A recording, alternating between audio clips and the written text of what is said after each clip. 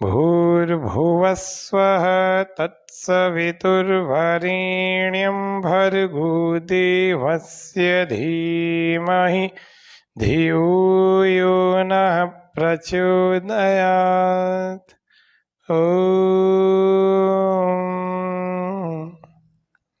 नमस्ते सभी स्वामी न्यूज़ के सभी दर्शकों को। आज का हमारा कार्यक्रम जो है वह ग्रीष्म ऋतु में हमें कैसा आहार विहार करना चाहिए। हम सब लोग भारतवासी और सूर्य को केंद्र मान करके चलते हैं। सौर वर्ष को ही हमारे गणना का आधार मानते हैं, काल गणना का। अब इस सौर वर्ष में जो ग्रीष्म ऋतु का जो काल माना जाता है वो माना जाता है 22-23 अप्रैल से लेकर के 22-23 जून तक, या समझ लीजिए कि अप्रैल लगभग समाप्त सा हो गया तो मई और जून इसमें ग्रीष्म ऋतु मानी जाती है। तो मई और जून की जो ग्रीष्म ऋतु का जो समय है यह हमारा बिना किसी दुख के कट जाए, अच्छा बीत जाए, गर्मी का हम पूरा आनंद लेंगे। तो गर्मी के बारे में हमें कुछ चीजें पता होनी चाहिए। ग्रीष्म ऋतु में हमें कैसा आहार विहार करना है, कैसे कपड़े पहनने, कैसी चीजों को नहीं खाना, किन चीजों को खाना चाहिए, किन चीजों का लेपन, किन चीजों का ओढ़ना, किन पर बिछा करके सोना, ये सब चीजें हमें पता होनी चाहिए। अगर हमें नहीं पता तो हमारे लिए गर्मी बड़ी कष्टकारी हो सकती है, या फिर रूटीन की जैसे चलती थी वैसी होगी और अच्छा कुछ हम गर्मी में नहीं कर पाएंगे। तो गर्मी के मौसम में जो समय होता है वो होता है ज्येष्ठ आषाढ़ का, चैत्र वैशाख ज्येष्ठ आषाढ़। वैसे ज्येष्ठ आषाढ़ का समय माना जाता है गर्मी का, लेकिन ये चैत्र वैशाख के अंत में प्रारंभ हो जाती है। तो वैशाख का अंत लगभग चल ही रहा है, दूसरा पक्ष चल रहा है। आज हम गर्मी के बारे में विशेष बातें जानेंगे जो कि स्वास्थ्य पर सीधा प्रभाव डालती है। हमारे कार्यक्रम का नाम है योग व स्वास्थ्य, और स्वास्थ्य पर सीधा सीधा प्रभाव डालने वाली जो ऋतुचर्या है, ऋतुओं में जो पालन करना चाहिए और जिन चीज़ों को छोड़ देना चाहिए, उन चीज़ों को हमें ऋतुचर्या के रूप में आयुर्वेद में कहा गया। तो ऋतुचर्या किस तरह से हम सबके लिए बड़ी उपयोगी है, आइए आज हम जानते हैं। इस ऋतु में, ग्रीष्म ऋतु में सूर्य का जो बल होता है ना वो पूर्णतम होता है, उत्कर्ष पर होता है, और चंद्र का बल क्षीणतम होता है, यानी ठंडक कम होती है, और ग्रीष्मता यानी गर्मी बहुत ज्यादा होती है, इसीलिए सूर्य का बल बहुत अधिक होता है। वात पित्त कफ की अगर स्थिति की बात की जाए तो वात बढ़ा हुआ होता है, और पित्त जो है, कफ जो है वो घटा हुआ होता है। तो वात बढ़े हुए का मतलब ये होता है कि गर्मी में भी कुछ लोगों के हड्डियों में आवाजें आना, हड्डियों में दर्द होना, पसलियों में दर्द होना, ये स्वाभाविक बात हो सकती है। कईयों के साथ जिनका वात बढ़ता है मौसम के साथ, उनके साथ हो सकती है। इसके लिए क्या उपाय होंगे वो तो आगे जानेंगे, लेकिन ये आज हम बता रहे हैं कि इसमें स्वभाव क्या रहता है। तो वो स्वभाव वात पित्त कफ का कौन सी प्रकृति प्रधान रहती, तो वात बढ़ा हुआ रहता है ना। तो इसके बारे में और कुछ बातों में सबसे पहला है भूमंडल का स्वभाव क्या होता है इस ग्रीष्म ऋतु में। तो भूमंडल का जो स्वभाव होता है वो होता है रुक्षतम, रूखा। तो क्योंकि जिन भी द्रव्यों में आप देखोगे तो अगर उनमें द्रव्यों की यदि आप अभिवृद्धि देखोगे तो वो कटु रस, जो षड रस कहे गए हैं, कटु, तिक्त, कषाय, मधुर, अम्ल, लवण, जिनमें ग्रीष्म ऋतु में जो द्रव्यों में जिन रसों की अभिवृद्धि होती है वो एक रस है, वो है कटु रस, वो बढ़ा हुआ रहता है। फिर उसके अलावा प्राणियों में बल कैसा होता है, तो अल्प बल होता है, क्योंकि बहुत व्यायाम नहीं कर पाते हैं, इसीलिए बहुत कम ताकत होती है। कम ताकत में भी व्यक्ति कैसे बलवान, कैसे व्यक्ति स्वस्थ बना रहे हैं, निरोगी बना रहे हैं, उसके लिए आज थोड़ा सा पथ्य और अपथ्य के बारे में जानते हैं। इस ऋतु में क्या होता है आइए जानते हैं। इस ऋतु में जो सूर्य की किरणें होती है वो बहुत तेज होती है और इतनी गर्म होती है कि धरती का सारा जलीय अंश जितना भी है वो सारा सोख लेती है, और उसकी चिकनाई भी सोख लेती है। धरती का तापमान इतना अधिक बढ़ जाता है कि सब जगह अग्नि अग्नि, ताप ही ताप, गर्मी ही गर्मी अनुभव होने लगती है। इससे सारा वातावरण रूखा रूखा सा, नीरस जैसे कुछ सब रस खिंच गया हो ऐसे सा लगता है। ये आदान काल की चरम सीमा होती है। समय की गर्मी, इस समय में जो दोपहर में गर्मी पड़ती है वो इतनी तेज होती है कि इसका लू के रूप में प्रयोग होता है। लोग कहते हैं कि लू लग रही है। लू लगने का मतलब गर्म हवा के थपेड़े लग रहे हैं। इसका प्रभाव प्राणियों पर ही नहीं, जैसे कोई गधे, घोड़े, कुत्ते, गाय आदि, इन पर नहीं, मनुष्यों पर भी नहीं, इन सब पर तो पड़ता ही है। इसके अलावा पेड़ पौधों और वनस्पति जगत, यहाँ तक कि नदी, कुएं, तालाब आदि पर भी इस लू का प्रभाव पड़ता है। कई सारे तो लू की चपेट में आकर के मर भी जाते हैं, कुछ पौधे भी, कुछ प्राणी भी, मनुष्य भी, कई सारे और जानवर भी। इसका शरीर पर हमारे प्रभाव क्या पड़ता है? ये शरीर को स्वस्थ, बलशाली और सुडौल बनाए रखने के लिए स्निग्धता, जिसको हम चिकनाई कहते हैं, और सौम्यता, इसकी आवश्यकता होती है, हम सब लोग जानते हैं। क्योंकि इस ऋतु में दोनों का ही अभाव होता है, न तो चिकनाई रहती है, अभी अभी हमने जाना था, चिकनाई भी सोख ली जाती है और जलीय अंश भी सोख लिया जाता है सूर्य की तेज किरणों से।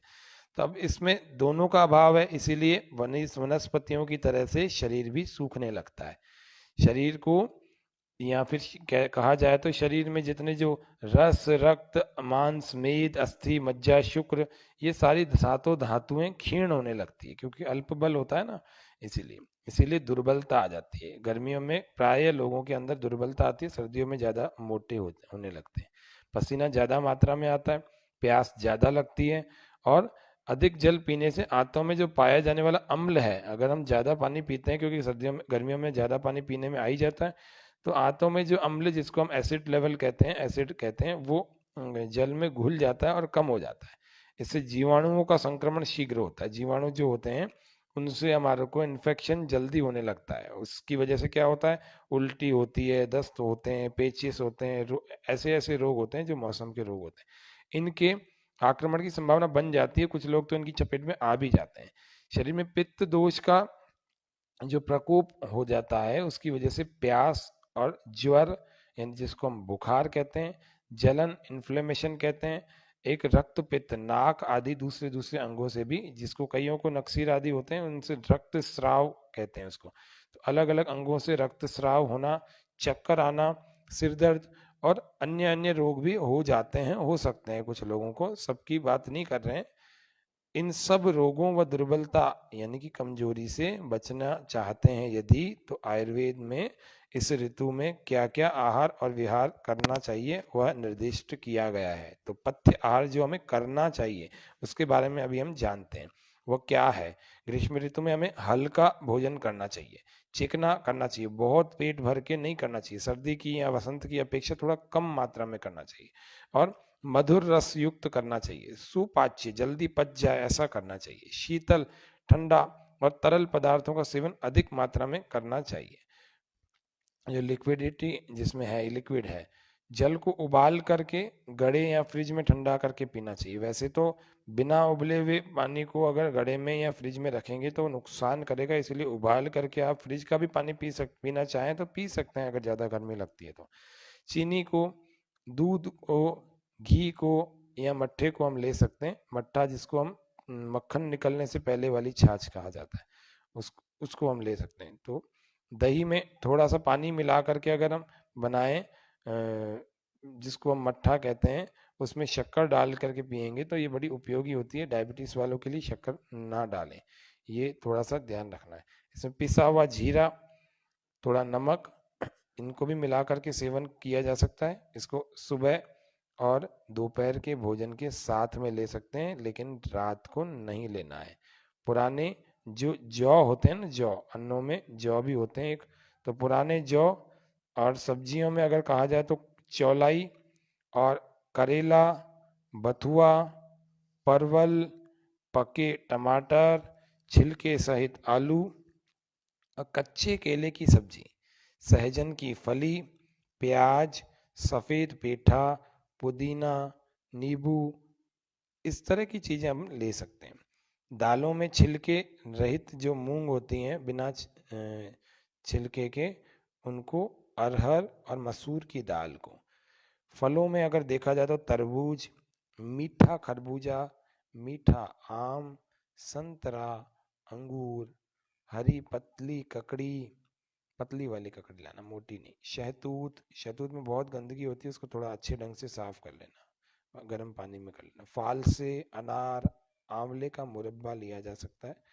और सूखे मेवे, वैसे तो आंवले का सेवन मार्च से लेकर के सितंबर तक किया ही नहीं जाता, लेकिन मुरब्बे के रूप में कभी हम ले सकते हैं। सूखे मेवों में अगर लेवें तो किशमिश, मुनक्का, चिरौंजी, और उसके अलावा एक अंजीर होता है, अंजीर को एक अंजीर तो हम ले सकते हैं। बादाम भिगोए हुए, अंजीर भी हम भिगो करके ले सकते हैं ताकि ये गर्मी नहीं करेंगे। और ये सब चीज़ें लेने चाहिए, ये हम गर्मी में ले सकते हैं। तरल पदार्थों में अगर देखा जाए तो नींबू की मीठी शिकंजी, कच्चे आम का पन्ना, आप बनाते हैं कैरी पन्ना, और शरबत, और मीठे दही की लस्सी, बेल का शरबत, मीठा पतला सत्तू, ठंडाई, चंदन, खसखस, गुलाब का शरबत, गन्ना या गन्ने का रस या सेव, और सेव, मीठे संतरे का रस, पाटला के एक फूल होते हैं, पाटला का पौधा होता है, उसके फूलों से सुगंधित और कपूर से ठंडा किया हुआ जल, प्राचीन काल में लेते थे लोग, इसीलिए आयुर्वेद में वर्णन आता है इसका। नारियल का पानी, मिश्री व घी में मिला हुआ दूध या दूध में मिला हुआ घी, भैंस का दूध ले सकते हैं गर्मी में थोड़ा थोड़ा, बाकी तो गाय का लेना चाहिए। रायता, चंद्रमा की किरणों में यदि हमने ठंडा किया हुआ है ऐसा जल हम ले सकते हैं, वो हमें ठंडक देगा, गर्मी ज़्यादा नहीं लगेगी। ऐसे पदार्थ ही हमारे लिए लाभकारी होते हैं। अरहर की दाल खुश्क होती है, इसीलिए उसमें घी और जीरे की छौंक लगा करके लेनी चाहिए। रसायन के रूप में यदि बात की जाए तो हरड़ का सेवन हम कर सकते हैं, समान मात्रा में यदि गुड़ मिला करके करें तो आधा चम्मच हरड़ का चूर्ण और आधा चम्मच गुड़, इसको लेकर के हम बराबर मात्रा में ले सकते हैं। रसायन का मतलब होता है ऐसी चीजें जिनसे हमारे शरीर में बल बना रह सके। स्वस्थ व्यक्ति भी जिनको कोई रोग नहीं है वे लोग भी रसायन का प्रयोग कर सकते हैं, इससे पेट भी अच्छा साफ हो जाता है, शरीर में शक्ति ओज तेज की वृद्धि भी होती है। इस ऋतु में भोजन कम मात्रा में करना चाहिए, अभी बताया मैंने आपको, खूब चबा चबा करके खाना जरूरी है, वो तो प्रत्येक ऋतु में चबा चबा करके खाएं। भोजन ताजा और गर्म करना चाहिए, बहुत गर्म नहीं होना चाहिए, ध्यान रखना। ठंडा होने के बाद फिर से गर्म खाना, फिर से गर्म करके यदि आप खाएंगे या फ्रिज में रखी हुई चीज़ों को गर्म करके खाएंगे तो ये बिल्कुल भी ठीक नहीं है, गर्मियों में आपके शरीर को बिगाड़ेगी, आपका स्वास्थ्य बिगाड़ देगी। ये थोड़ा सा ध्यान रखना है। फ्रिज में देर तक रखे हुए खाद्य पदार्थों का आपको सेवन नहीं करना है, इससे हानि होती है, नुकसान होगा। फ्रिज की अपेक्षा आपको घड़े का, सुराही का, इन सब चीज़ों से लेना चाहिए अगर पानी आपको पीना है तो। बहुत ही ज़्यादा गर्मी लग रही है तो ही फ्रिज का वो भी पहले गुनगुना गर्म किया हुआ हो, उसके बाद में फ्रिज में जमा ठंडा करने के लिए रखें। वो बहुत ठंडा नहीं लेना। इस ऋतु में आप वृक्षों से भरे हुए जो बाग बगीचे हैं उनमें आपको भ्रमण करना चाहिए, सैर करना चाहिए, उसमें बैठकर कुछ आसन प्राणायाम आदि हम कर सकते हैं, करना चाहिए, क्योंकि इसमें सूर्य की किरणें सीधी सीधी धरती पर नहीं पहुंच पाती है, इसीलिए वहां पर अधिक गर्मी नहीं होती। जहां जहां पर भी पेड़ पौधे अधिक होते हैं सुबह सुबह के समय में, रहने का जो स्थान है, विशेष करके हमारे सोने का जो कमरा होता है उसमें पानी के फव्वारे, पंखे, कूलर आदि से हम ठंडा कर सकते हैं। जैसे कूलर में भी कुछ पानी के फव्वारे छूटते हैं, तभी उसकी घास जो है गीली होती है, आपको अनुमान है। और पानी के फव्वारे भी हम छोटे छोटे प्रकार के लगाते हैं, कई सारे घरों में मैंने देखे लगे हुए होते हैं छोटे छोटे से, जो शो पीस होते हैं उनमें पानी के फव्वारे चलते रहते हैं, तो ऐसे भी लगाए जा सकते हैं। लेकिन यदि बड़ा कमरा, बड़ा हॉल आदि है तो इससे भी ठंडक बढ़ती है। रात को सोने का समय ऐसा हमारा स्थान पर सोना चाहिए, जो हमारे सोने का समय 10 से 11 बजे तक का होना चाहिए, और ऐसी जगह सोना चाहिए कि ताज़ी हवा और चंद्रमा की किरणें वास्तव में हमारे को स्पर्श करती हुई हों। छत पर सोना बहुत अच्छी बात है, लेकिन समस्या ये आती है कई सारे लोगों के साथ, छत पर मच्छर काटते हैं, और अभी कम से कम इस गर्मी में तो कुछ ज़्यादा ही मच्छर काटने लगते हैं, इसीलिए हमें ये ध्यान रखना है, यदि छत पर सो रहे हैं तो हमें मच्छरदानी का प्रयोग करना चाहिए। लेकिन सोएं ताज़ी हवा में, चंद्रमा की ठंडक में सोएं, ज़्यादा अच्छा स्वास्थ्य रहेगा, और जितने रोग हैं वो भी धीरे धीरे ठीक होते जाएंगे, नए रोग नहीं आएंगे, गर्मी में शक्ति बनी रहेगी, और शरीर अच्छा तेजस्वी ओजस्वी बना रहेगा। निश्चित रूप से यदि ऐसा शरीर होगा तो हम सब लोग अधिक स्वस्थ होंगे पहले से, और जल्दी सही समय पर नींद खुल भी जाएगी। ये रात को मोबाइल चलाने का प्रयोग जो है बंद कर देवें, क्योंकि ये ज़्यादा नुकसान करता है, हमारे नींद में बाधा डालता है।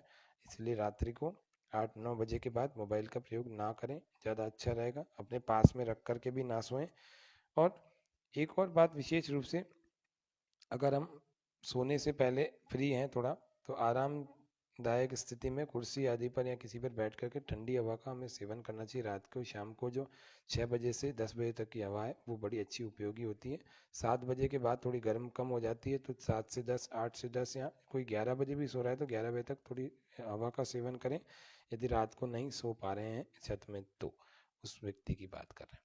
और उससे पहले भी घंटा भर हवा में जरूर घूमें या बैठें, उसका सेवन करें। शरीर पर चंदन आदि का लेप जरूर कर सकते हैं, क्योंकि चंदन ठंडा होता है, गर्मी में ठंडक स्वाभाविक रूप से हमारे शरीर को चाहिए होती है।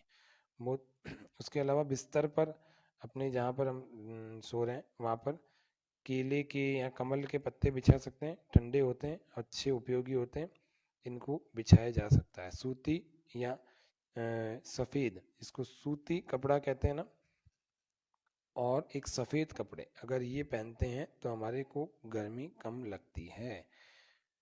बाहर धूप में हमें घूमना नहीं चाहिए। यदि जाना ही पड़े तो पैरों में अच्छे वाले जूते पहने, बढ़िया वाले, जिससे कि हमारे को पैरों में गर्मी ना लगे, क्योंकि पैरों की गर्मी भी ऊपर चढ़ती है ना। कवर किए हुए अच्छे, सिर को भी ढक करके या छाते को लेकर के जाएं धूप में जा रहे हैं तो। छाता केवल बारिश से बचने के लिए नहीं, धूप से बचने के लिए भी प्रयोग किया जाता है। घर से निकलते समय एक गिलास ठंडा पानी जरूर पी लेना चाहिए मटके का। एक साबुत प्याज साथ में रख लेना चाहिए। इन साधनों को करते हैं ना तो लू नहीं लगती है। रात को अगर 10 बजे के बाद भी अगर जागना पड़े तो बीच बीच में एक एक गिलास ठंडा पानी जरूर पीते रहना चाहिए। इससे वात और कफ के दोष कुपित नहीं होते, कब्ज भी नहीं होगा। नहीं तो ज़्यादा देर तक जो लोग जागते हैं और पानी नहीं पीते तो कब्ज के शिकार हो जाते हैं। रात का भोजन विशेष रूप से हल्का और जल्दी पचने वाला यानी सुपाच्य होना चाहिए। यदि हो सके तो इस समय सप्ताह में 1-2 बार खिचड़ी का भी सेवन करना चाहिए। सप्ताह में 1-2 बार खिचड़ी को रखें, है ना। और उसके अलावा रात का भोजन जितना जल्दी हो सके कर लेना चाहिए। इस ऋतु में दिन के समय थोड़ा सा सोया जा सकता है, क्योंकि व्यक्ति बैठेगा अपना काम करने की बजाय इधर उधर ज़्यादा भटकता है, इसीलिए घंटा भर सो सकते हैं अगर सोना चाहें तो। वैसे तो आयुर्वेद में 4 ही लोगों को सोने की दिन में अनुमति दी गई है। पहले तो बूढ़े, दूसरे बीमार, तीसरे बच्चे, ये चौथे बहुत दुर्बल लोग। लेकिन इस ग्रीष्म ऋतु में सोने की अनुमति आयुर्वेद देता है, घंटा भर, 1.5 घंटा अधिकतम। अपथ्य जो हमें ग्रीष्म ऋतु में नहीं करने, उन चीज़ों की थोड़ी सी चर्चा की जा रही है। ग्रीष्म ऋतु उष्ण जो प्रकृति है, जो वास्तव में इसमें उष्ण प्रकृति के हमें पदार्थों का सेवन करना भी नहीं चाहिए। खट्टे, अमचूर, इमली आदि, हाँ, कटु, चरपरे, लवण, रूखे और कसैले पदार्थों का सेवन कम से कम मात्रा में करना चाहिए। भारी, तले हुए, तेज मिर्च मसालेदार, बासी और लाल मिर्च वाले पदार्थ, उड़द की दाल, लहसुन, सरसों, खट्टी दही, शहद, बैंगन, बर्फ आदि, इन सब का सेवन नहीं करना चाहिए। गर्मी में कुछ लोग देखता हूँ मैं, मुंह में बर्फ के पीस भर लेते हैं, काफी काफी देर तक चलाते रहते हैं, गलत है ना। शहद को औषधि के रूप में हमें सेवन कर सकते हैं, हम औषधि के रूप में शहद को। बाजार में जो बिकने वाली जो है चाट, चटनियाँ, खट्टे पदार्थ, खोए के जो बनाए हुए फूड होते हैं, व्यंजन होते हैं, उनको, और उड़द से बनी हुई पिट्ठी, इनके पदार्थ भी वास्तव में बड़े हानिकारक होते हैं। इस ग्रीष्म ऋतु में इनको नहीं लेना चाहिए। जो जो नहीं लेना है उन्हीं की बात कर रहा हूँ अब मैं।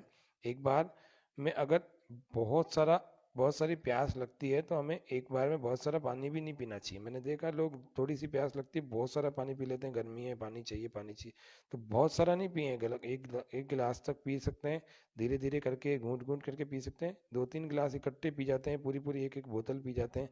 कोशिश करें प्लास्टिक के तो बर्तन में आपको पानी पीना ही नहीं चाहिए, ना खाना खाना चाहिए। प्लास्टिक त्यागी बने, प्लास्टिक के त्यागी बने।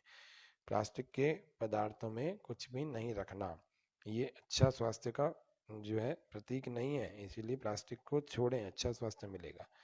इससे एक ही बार में बहुत सारा पानी पिएंगे तो फिर पाचन की जो शक्ति है वो कम हो जाएगी आपकी। कुछ कुछ समय बाद एक एक गिलास करके अगर पिएंगे वो ज़्यादा अच्छा आपके लिए बेनिफिशियल रहेगा। है ना। विरुद्ध आहार का सेवन नहीं करना चाहिए। मैंने विरुद्ध आहार के बारे में पहले बहुत बार आपको बताया कि किसके साथ क्या नहीं खाना। जैसे अभी गर्मियों में बहुत कम गलती करेंगे लोग, क्या करेंगे, खरबूजा भी खा रहे हैं, साथ में छाछ भी पी रहे हैं, साथ में खीरा भी है। ये सब चीज़ें विरुद्ध हैं आपस में। आप अगर भोजन कर रहे हैं तो भोजन के आधे घंटे बाद खरबूजा या खीरा आदि ले सकते हैं, या आधे घंटे बाद छाछ ले सकते हैं। छाछ इस खरबूजे का शत्रु है, छाछ खीरे का भी शत्रु है।